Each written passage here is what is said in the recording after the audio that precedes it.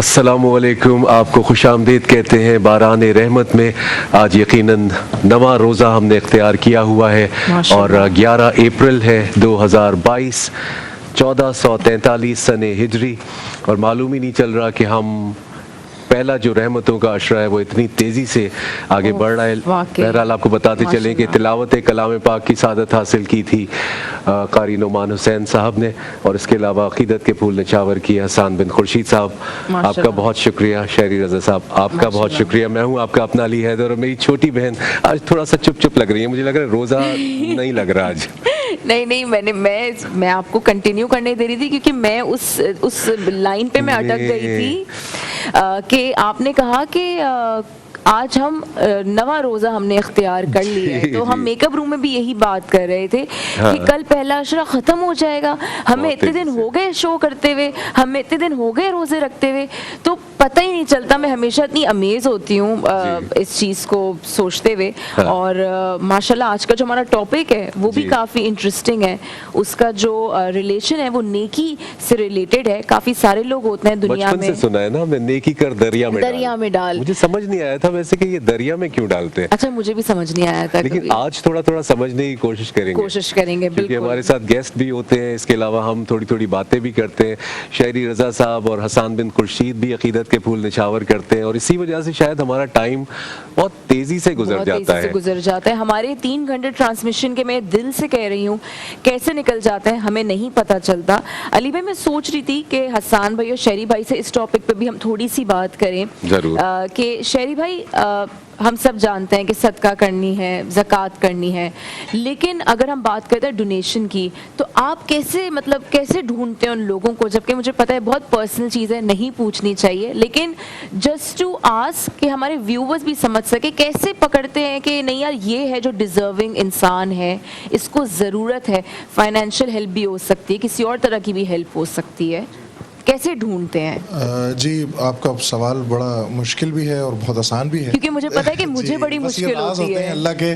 और पहले तो ये होता था कि आदमी हम ढूंढ लेते थे कि कौन ऐसा है जो सफ़ेद पोश है और वो कह नहीं पा रहा अपनी मजबूरी को, अपनी ज़िंदगी की चीज़ों को, तो हम उसको बहाने से कुछ करके, और हमारे कुछ दोस्त यारों की पूरी एक टीम है जो उस पर अल्हम्दुलिल्लाह काम करते हैं कि राशन पहुंचाना है या कुछ और किसी की प्रॉब्लम है, जॉब पे किसी को लगवाना है, तो जो हमारी ज़ात से हो सकता है, हम कुछ भी नहीं है, करने वाली ज़ात रब की है, वही वसीला बनाता है सबको। लेकिन अब जब से ये रमज़ान ट्रांसमिशन में 10-12 साल से मैं करता हूँ, तो लोगों को ये उम्मीद हो जाती है कि रमज़ान ट्रांसमिशन के हवाले से भी बहुत सारे जितने हमारे चैनल्स हैं, सब पे कुछ न कुछ अपने बिसात के मुताबिक लोग नेकी कर रहे होते हैं और अच्छे अमल कर रहे होते हैं कि यार हमारा भी हिस्सा इस अच्छे काम में आ जाए। तो टेलीविज़न पर लोग देखते हैं तो राब्ता भी करते हैं कि शहरी भाई हमारी अगर ये बात हो जाए, हमारे लिए कुछ ऐसा हो जाए, कुछ जॉब का सिलसिला हो जाए, कुछ और ऐसे। मुझे बहुत अच्छा लगता है कि जो लोग पैसे या कुछ और चीज़ मांगने से बेहतर है कि वो कहते हैं कि हमें कोई जॉब मिल जाए, हम काम करेंगे और फिर हमें मांगना ना पड़े। बड़ी खूबसूरत बात भाई भी है।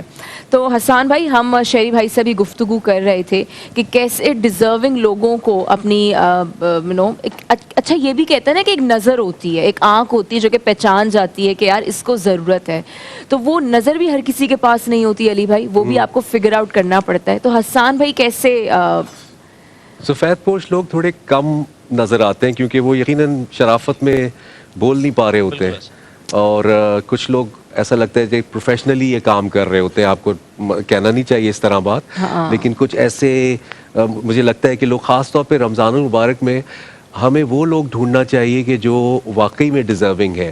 तो आप किस तरह से ये असेस कर पाते हैं कि आपको?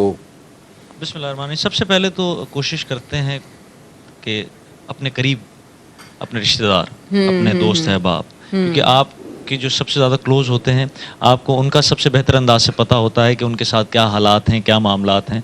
हर किसी के, अभी जिस तरह कोविड का दौर गुजरा तो उसमें सबके साथ कुछ ना कुछ परेशानी, दुनिया बदली है, दुनिया के साथ। तो उसमें बेहतर यही होता है, मैं अपनी ज़ात के ताई बात कर रहा हूँ, कि बेहतर यही कि हम अपने करीब से शुरू करें।